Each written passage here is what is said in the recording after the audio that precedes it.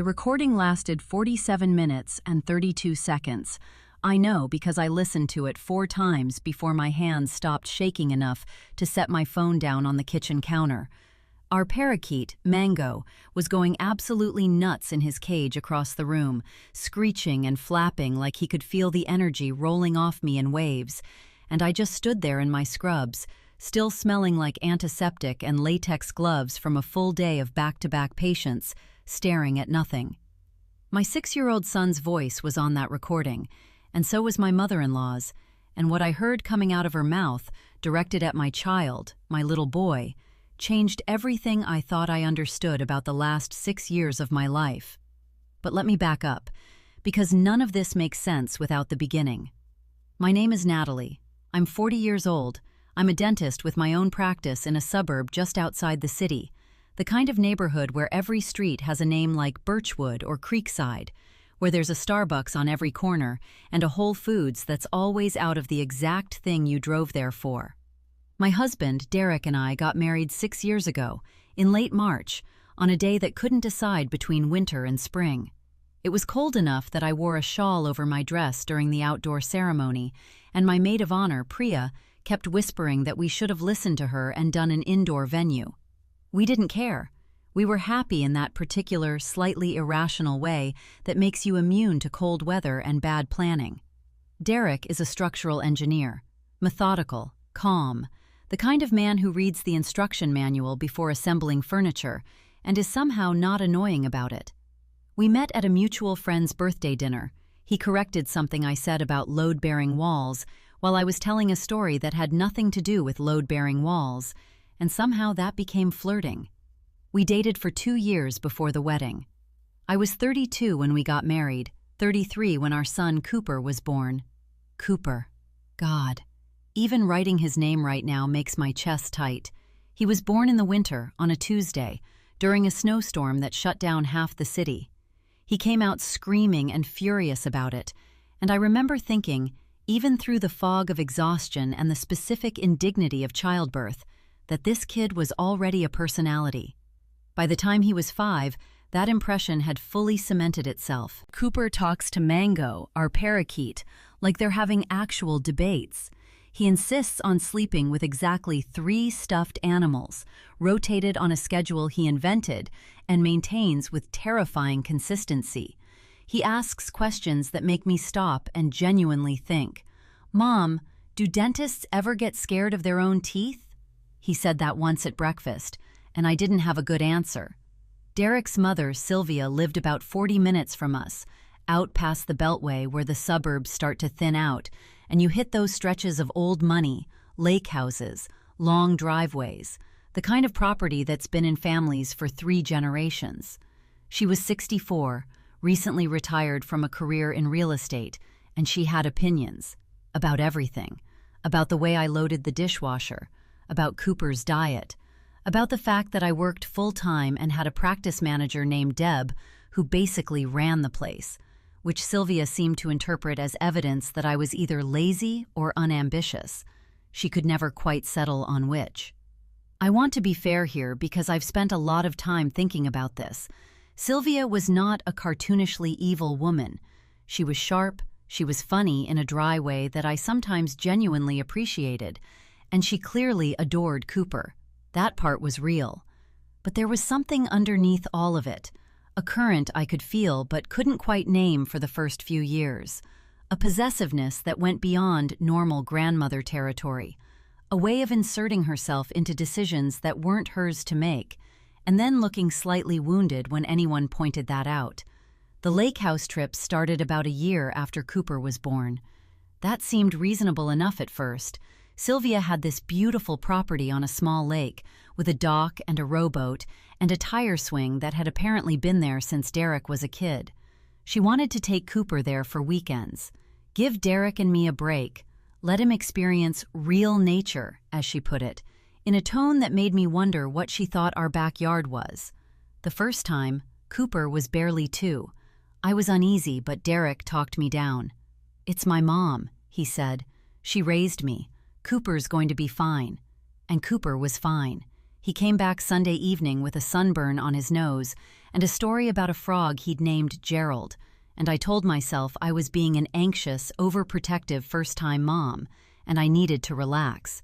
But then, a few months later, Sylvia started making comments, casual ones, slipped into conversation like they were obvious. Cooper does so much better with a consistent routine, and I find he really thrives when he's not overstimulated. This said while looking at the small television in our living room. Or, he told me he doesn't love the food at daycare. I've been talking to him about nutrition. That one landed harder than she probably intended, because I'm the one who packed his lunch every single day, and I knew exactly what he ate. Then came the rule. I don't know when it solidified exactly. It crept up on us the way bad things often do. But by the time Cooper was 4, it was just understood. The lake house weekends were Sylvia's time with her grandson. Derek sometimes went, sometimes didn't. I was never invited. And when I tried to come once, just showed up with Cooper's bag, cheerful and casual, ready to make it work. Sylvia met me at the car with a smile that didn't reach her eyes and said very pleasantly, "Oh, Natalie, this is really just our special time. You understand." Derek, standing 2 feet away, said nothing. I understood that my husband had just chosen a side without appearing to choose a side, and that this would not be the last time. The early spring this year arrived the way it always does in our part of the country. Tentative, apologetic, a few warm days followed by a cold snap that made you feel personally betrayed. Cooper had just turned 6 in February. He was in kindergarten, obsessed with dinosaurs and with Mango, who had recently learned to whistle the first 4 notes of Happy Birthday in a way that was either adorable or maddening, depending on how much sleep you'd gotten. The lake house trips had become every weekend, not bi-weekly, every single weekend, starting Friday afternoon and ending Sunday evening. Cooper would come home tired and sometimes quiet in a way I couldn't read. When I asked him about his weekends, he'd tell me small things. They went in the rowboat. They watched a movie. Grandma made her special pancakes. But sometimes he'd go quiet in the middle of a sentence, like he'd caught himself about to say something and decided not to. I noticed. I always notice. Occupational hazard of being a dentist, maybe. You spend years learning to read people's faces when they can't talk back to you. The thing that finally broke through my willingness to explain it all away happened on a Wednesday in late March. I was picking Cooper up from school, and his teacher, Ms. Vargas, asked if she could have a quick word. She was careful about how she phrased it. She said Cooper had been telling some of the other kids that his real family lived at the lake, and that the house he came home to on weekdays was where he had to stay. I stood in the hallway of his elementary school with cartoon fish painted on the cinder block walls around me and felt the floor shift under my feet. "He's probably just processing something," Ms. Vargas said gently. "Kids this age sometimes have complicated feelings about family structures. It doesn't necessarily mean—" "No, I know," I said. "Thank you for telling me." I drove home on autopilot. Derek was traveling for work. He was in Denver for a bridge project, wouldn't be back until Friday. I put Cooper to bed that night and sat in the kitchen with a glass of wine I didn't drink, listening to Mango rustle around in his cage in the living room. I thought about the way my son had looked at me when I asked about his weekends, the pauses, the small, careful edits he made to his stories. My 6-year-old was editing his stories for me. I went online and looked up small voice-activated recorders, the kind that fit in a jacket pocket. They were cheaper than I expected, about $30 on Amazon, with next-day shipping. I sat there for a long time with my finger hovering over the order button, feeling like I was crossing some kind of line. Then I thought about my son sitting in a kindergarten classroom, telling his friends that our house was just the place he had to stay. I clicked purchase. The recorder arrived Thursday. Friday morning, while I was helping Cooper into his jacket before Sylvia's car arrived to pick him up, I slipped it into the inner pocket. It was small, barely the size of a USB drive. Cooper didn't notice. He was busy telling me something about a volcano he wanted to build, and I was nodding and zipping his jacket and trying to keep my hands steady. Sylvia's car pulled up at 8:15. She honked twice. She never came to the door anymore. I'd noticed that too. Cooper grabbed his dinosaur backpack and ran to the window to wave at her. "Have fun, baby," I said, and I hugged him, and I breathed him in. "Bye, Mom." He said it the way kids do when they're already halfway out the door in their minds. I watched the car back out of the driveway.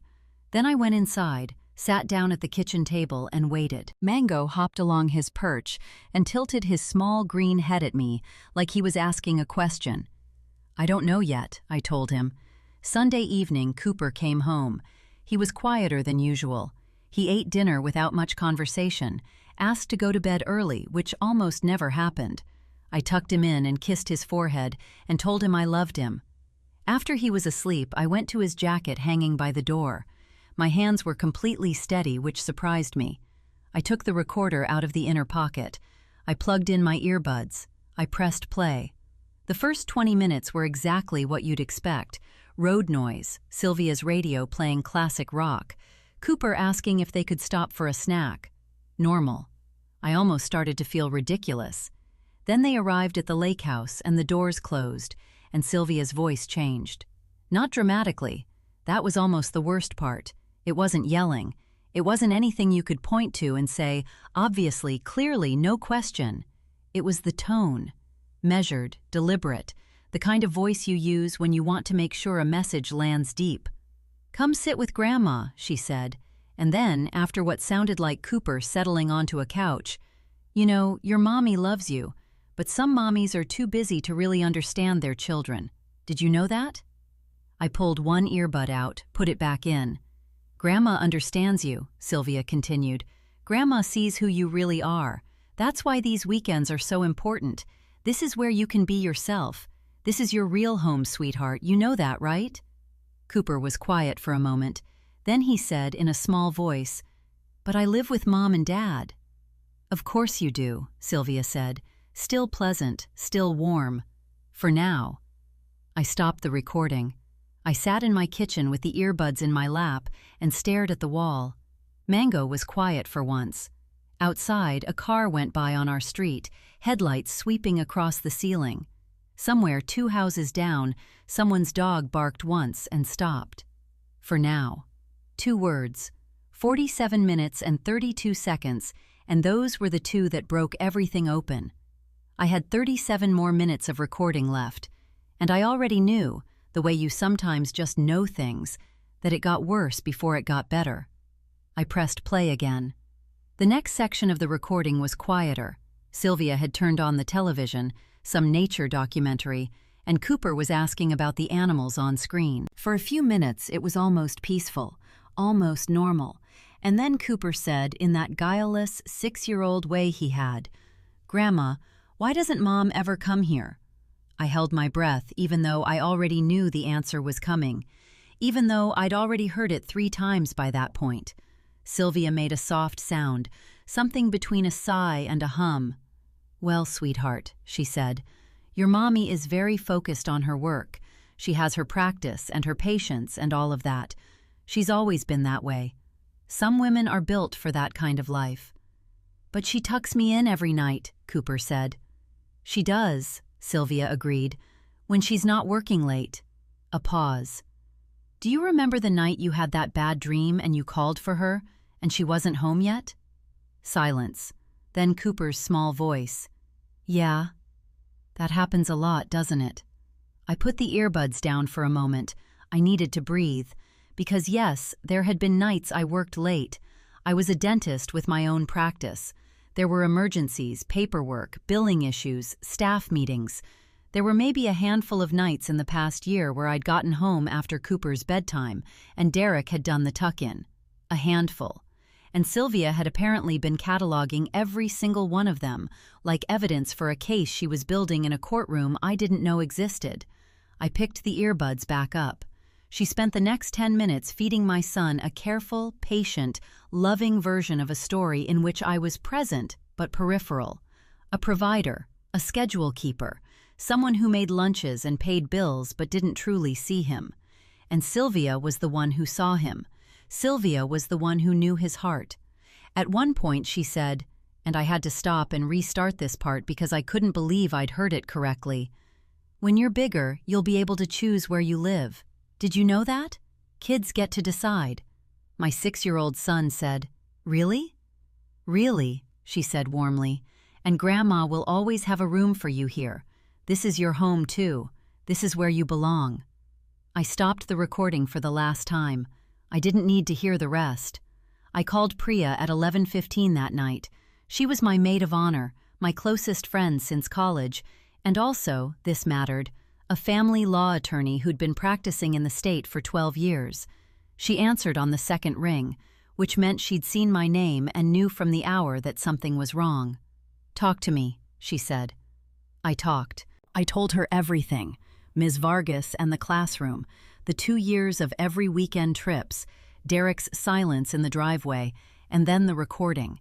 I read her the quotes I'd written down word for word in the Notes app on my phone while I was listening. She was quiet for a long time. How clear is the audio? She finally asked. Clear enough, I said. You can hear every word. Okay. I could hear her shifting, sitting up, going into work mode. Here's what I need you to do. Do not confront Derek tonight. Do not confront Sylvia. Don't tell anyone except me, not yet.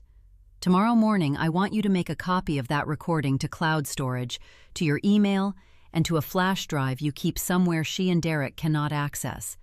And then I need you to come to my office after your last patient, and we'll talk about your options. Priya, I said, is what she's doing, is it a legal problem or just a terrible person problem? She took a breath. It could be both. What she's doing is a form of parental alienation. Courts take that seriously. The question is what you want to do about it and how far you want to take it. But you have documentation now, Natalie. That changes things. I thanked her and hung up. Then I sat in my kitchen until 1 in the morning, doing exactly what she said, backing up the recording to 3 separate places. When I finally went to bed, I lay there with my eyes open, listening to Mango shift quietly on his perch in the other room, and I thought about my son asking, "Really?" in a voice that held so much hope. Derek came home from Denver on Friday. He was tired and cheerful, and he brought Cooper a small model of a suspension bridge from the airport gift shop, and watching the two of them on the living room floor putting it together, I felt something splinter quietly inside me. Because I had loved this man, I had chosen this man, and he had spent 6 years choosing not to see what his mother was doing. I waited until Cooper was asleep. "I need to play you something," I said. Derek looked up from his phone. "What?" "Just come to the kitchen, please." I played him 4 minutes of the recording. Enough. The part about some women are built for that kind of life. The part about Cooper getting to choose where he lived. The "for now." The color left Derek's face in stages, like a slow leak. When I stopped the playback, he was very still. "Where did you get this?" he asked. I put a recorder in his jacket pocket. He opened his mouth and closed it. "Natalie, don't," I said, and something in my voice must have been different because he stopped. "Don't make this about the recorder. I need you to hear what your mother has been telling our child every single weekend for, I don't even know how long, Derek. How long has she been doing this?" He didn't answer, which was an answer. "Did you know?" I asked. Not exactly like that." He ran a hand over his face. "She'd say things sometimes. I thought she was just being herself," I said. "Difficult? Opinionated?" I didn't think she was saying it to Cooper. "Well," I put my phone face down on the table. "Now you know." What followed was not a clean, cinematic confrontation. It was 3 weeks of the hardest conversations I've ever had in my life. There were nights Derek and I sat across from each other at that kitchen table until 2 in the morning, voices low so we wouldn't wake Cooper, working through the archaeology of 6 years of things unsaid. He cried twice, which I hadn't seen him do before. I cried more than twice. At one point he said, "I think I've been afraid of her my whole life and I never had a name for it." And I believed him. That didn't fix everything, but I believed him. We went to see Sylvia together. I insisted on that. I was not going to let Derek go alone and come back with a sanitized version of how it went. She opened the door of her house expecting a normal Saturday visit. Cooper was not with us. He was at Priya's, with her daughter who was 8 and who Cooper adored. Sylvia looked at our faces and her expression shifted into something careful and composed. We sat in her living room with its lake view and its family photos covering an entire wall, and Derek told her we'd heard the recording. He was careful and clear, and I watched his hands shake slightly on his knees. When he finished, Sylvia was quiet for a long moment. Then she looked at me and said, "I was trying to protect him." "From what?" I asked. "From having a mother who isn't present." The room was very quiet. Outside, a boat went by on the lake, its engine a low hum. "I am present," I said. "Every morning, every evening, every night. I have never missed a school event. I have never once not been there when he needed me. What you've been doing, telling my son that our home is just a place he has to stay, telling him he can choose to live here when he's older, that's not protection. That's poisoning a child against his mother. And you did it in a place where you knew I couldn't hear you." Sylvia straightened in her chair. "I think you're being very dramatic." "I have 47 minutes of audio," I said. "I've already spoken to a family law attorney. I want you to understand what I'm telling you right now clearly. If the lake house trips continue on the current terms, if you are ever alone with my son and this continues, I will pursue a formal parental alienation case, and I will use that recording as evidence. Courts in this state take this seriously. You will not get unsupervised access to Cooper while this is unresolved." Sylvia looked at Derek, the look that said, "Are you going to let her speak to me this way?" Derek looked back at her for a long moment, and then he said, "She's right, Mom." 3 words. I felt them land in the room like something physical. The tears that came to Sylvia's eyes then were real, I don't doubt that. She loved Cooper, in her way, in her damaged and controlling way that couldn't distinguish between love and ownership. She wept, and she said she'd only ever wanted what was best for him, and Derek held her hand and said he understood, but that things had to change. It was not a perfect scene. It was not satisfying in the way you imagine confrontations will be satisfying. It was messy and sad, and we drove home mostly in silence. But it was real. And it was done. The lake house trips didn't stop entirely. Cooper still sees Sylvia, but now Derek is always present, and the visits are every other week, not every single weekend, and I am welcome to join whenever I want. I've gone twice. The first time was uncomfortable and stiff, and Sylvia was careful around me in a way she'd never been before.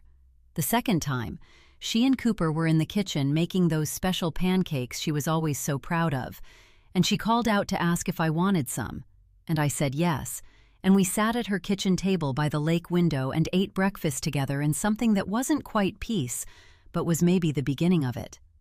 I'm not naive. I don't think Sylvia experienced some profound transformation of character in that living room. People don't work that way. But she understood consequences for the first time, and sometimes that's the most you can ask for. Derek and I are still together. That surprised some people, including occasionally me. We started seeing a therapist, together and separately, and what I've learned is that Derek had spent 40 years being quietly managed by his mother, and had genuinely not recognized the texture of it until he heard that recording. That's not an excuse, it's a context. There's a difference, and I've had to sit with that difference and figure out what I can live with. Cooper is 7 now. He still debates Mango every morning, though Mango's vocabulary has expanded to include a passable imitation of the word Cooper that delights him to no end. He still rotates his 3 stuffed animals on a schedule. Last week he asked me, completely out of nowhere, while I was helping him with his sneaker laces, "Mom, are you happy?" I looked up at him. His face was so serious, so genuinely curious, the way he gets when he's asking something that actually matters to him. "Yeah, baby," I said. "I am." He nodded like this confirmed something he'd suspected. "Good," he said, "because I like our house." He grabbed his backpack and ran for the door, and I sat there on the hallway floor for a moment with a sneaker in my hand, and I thought about a woman sitting alone in her kitchen at 11:15 at night, pressing play for the 4th time with shaking hands, trying to understand what her child was being taught about where he belonged. He belongs with me. He always did. And now he knows it too, not because anyone told him, but because he feels it in the ordinary, unglamorous, irreplaceable texture of daily life. In the sneaker laces, in the breakfast table, in the parakeet who knows his name. Some things, it turns out, don't need to be said. They just need to be true.